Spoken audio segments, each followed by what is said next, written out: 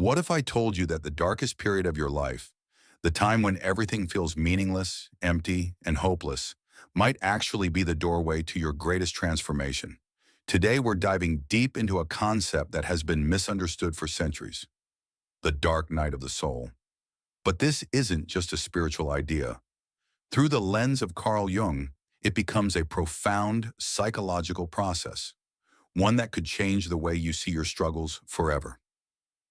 The phrase dark night of the soul originally comes from a 16th century Spanish mystic, Saint John of the Cross. He described it as a period of intense spiritual desolation, a time when God feels distant and the soul feels abandoned. But when Carl Jung encountered this concept, he saw something more, a universal psychological experience of ego death, of being stripped of old certainties, beliefs, and identities. In simple terms, the dark night isn't just about faith, it's about the collapse of everything you thought you were. It's the death of the old self. Think of it like this. You've been living inside a house your whole life. You believe it's the entire world. Suddenly the house collapses and you're left in the wilderness. Terrified, lost, but also free. That's the dark night. So why does the dark night happen?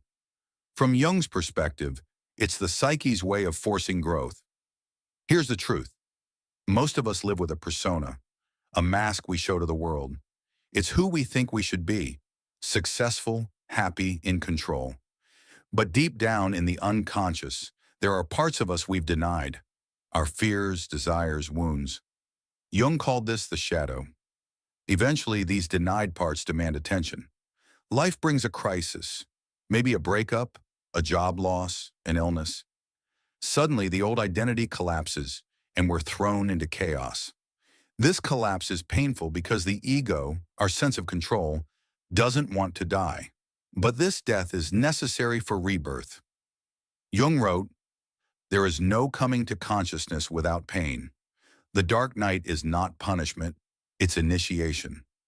Jung didn't outline these stages in one place, but we can piece them together from his writings. Here's a Jungian roadmap through the dark night. Stage 1, the collapse of meaning. You feel like everything you believed in, your job, relationships, even your spiritual beliefs, no longer make sense. This is the death of the persona. Life feels empty because the old map is gone. Stage 2, descent into the shadow. This is when all your repressed emotions, fear, anger, grief, rise to the surface.